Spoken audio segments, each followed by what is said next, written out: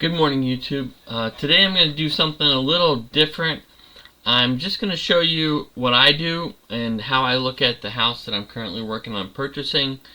Some of the things about what I'm doing, the numbers that I'm looking at and how I'm looking at it I like. Some of the things about the investment I don't like. I think it's important for you to see the balance between the risk that you're getting into, how you look at it, and what situations it can allow you to amplify your returns, and then also in what situations that you might lose money versus what you would otherwise make. And so let's get right into this. I'm going to show you the numbers. This is the calculation before.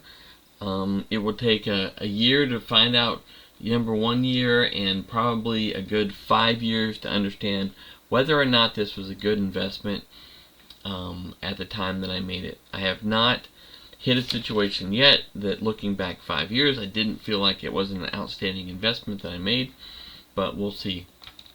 So the first number that I look at here is this 9%, which is the yearly rent, which I have set at $1,800 times 12 divided by the straight purchase price of the house. This percent is what makes me look at a house. If a house percent is not high enough here, there's no margin in there to make any money. So that is what I look at first. 9% is pretty good. I was doing some things in the 8% range, but 9% range is good. Then I look and I say, about how much am I going to have to spend to fix up this house, to estimate, and I give myself a percent on that, and then I look at a loan rate at the current time, which is fluctuating, which makes this percentage that's good change over time. You can see here the pre-expense ratio is 9%. A loan rate percentage today is 7.5%. Inflation is 5%, and so all those numbers kind of fit into what I look at on the house. The reason I have these post expenses here is not for the percent, but just to get an idea of the house and how much money is going to need to get it up to the standard that we want for a rental. If the number, let's say, is $30,000, then we have to run through and adjust the numbers of what we can pay for the house. In this case, I think it's going to be pretty standard.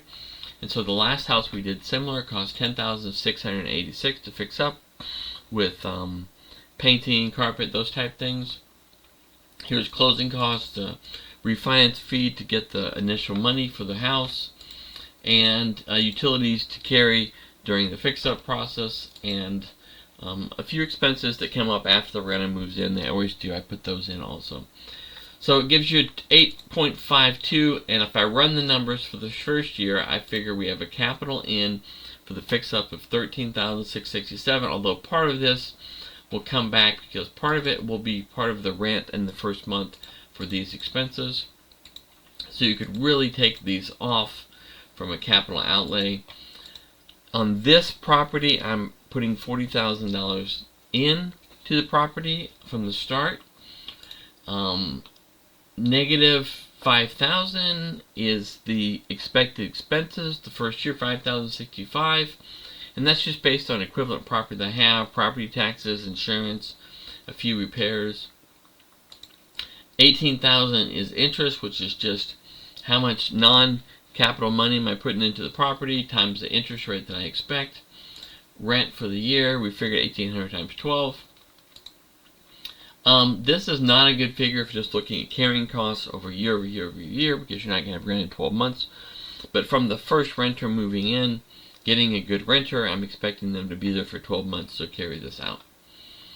Interest, I figured this interest based on the whole property cost, but I'm not putting that in, so I'm taking part of the interest off for down payment. Inflation, this is something that is complicated but real. People think that their house goes up in value. The way I view it, that I've used over years, is the debt that you have goes down in value.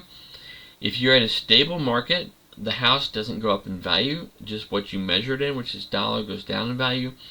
So I figured just a straight 5% on the, let's see, G7, 5% on the capital that I borrowed, 200,000 for inflation, and that gives me a net profit of 11,535 for the year, which is a 21.49% return on the investment that I made, which is, let's see, these two together.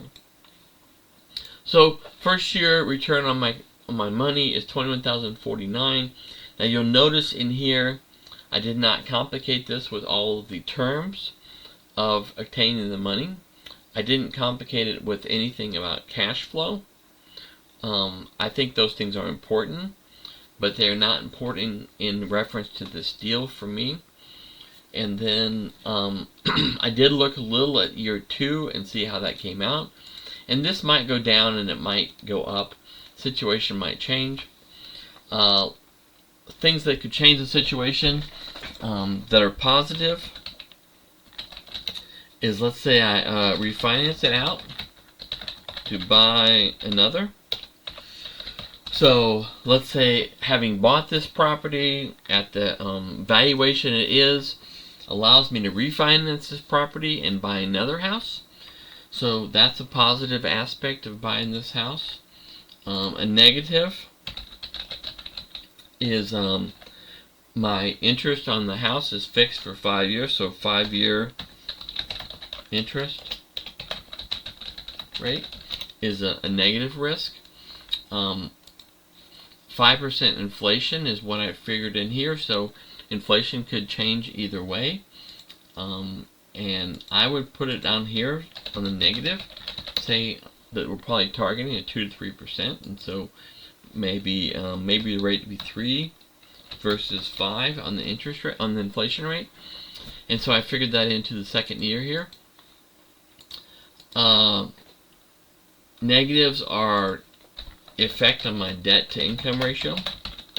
Okay, a little bit negative in this house.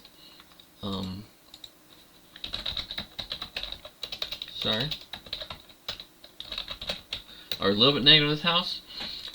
Positives are at, let's say, 3 years. What is the interest rate? So if 3 years interest rate is no longer 7.5, it's now 4%. You have a possibility of refinancing to get lower interest. See additional factors here. Positive is probably rent increase.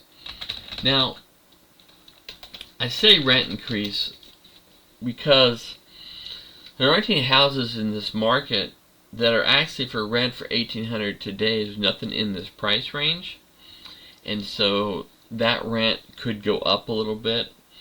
The number we figured seems high, but it's actually pretty conservative for what's going on and what the rents are in the place. So this is what I look at it. Other positives are, and these are very positives, the value of the house. And notice I separated the value of the house increasing from merely inflation, decreasing the value of the dollar. And so let's say inflation is 5% and your house goes up by 5%, and your house didn't actually go up. It just stayed flat as inflation moved the value of the dollar down. And so over the last probably 5, 6, 7, 10 years, we've had a significant value increase in houses, not just from inflation. And so those are very positive things in the real estate. This is probably the best possible thing that could happen. This most likely doesn't matter as much because I'll have the interest rate pull down, my houses will be bigger, inflation doesn't matter a whole lot, debt to income doesn't matter a whole lot, so all the negatives here really are not very negative, and the positives are very positive. This situation in the house could get much better over a period of time, and I have a lot of options around refinancing, I have options around rent increasing, things like that. Very negative things might be if this area goes to pot, which I haven't seen happen very often, especially not quickly. And so that's kind of how I look at it when I buy a house. It may not be the way everyone looks at it, but it works for me in this situation. It works for me in the low interest situation. And what I found over time is a lot of times this first rate number is important, first year number. Sometimes this amount that you're buying under value may increase or decrease based on the market. But the year 2, 3, 4, and what I usually do is the way I look at this situation in the end is I say, how much did I put in? So how much money did I put in after a period of 5 years? And then how much money is it creating? So after 5 years, basically, how much money is coming out of this property, going into my net worth every single year, and based on how much it's creating and putting in over 5 years, after 5 years, then I look at the return on investment, and let's say it's just this return of 21%. 21% is a great return.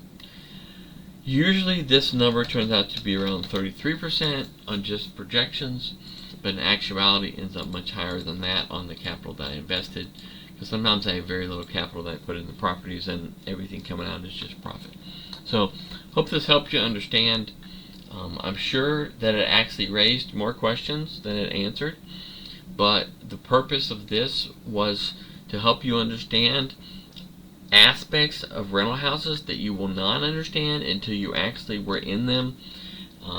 Some of these things I understood after I had 5 and it was in it 5 or 6 years. Some I didn't understand until 10 or 12 years. Some I'm still trying to understand a little better today, and see how it works out. I thought it might be valuable for you to share an actual house. This is what I'm actually doing, not recommending what you do. You might find out your own method that works for you, and each person in real estate I know has a different plan, but this is the plan that I use. And like and subscribe down below if you want to see more numbers. Also, like and subscribe if you want to see the outcome of this. I will probably post after the house is rented and maybe a couple months into it and compare it to what I expected to see. And then I could go back and show a couple years also and see how that. But hopefully by then maybe you're already into rentals and you know the information anyway. So have a great day. Talk to you later.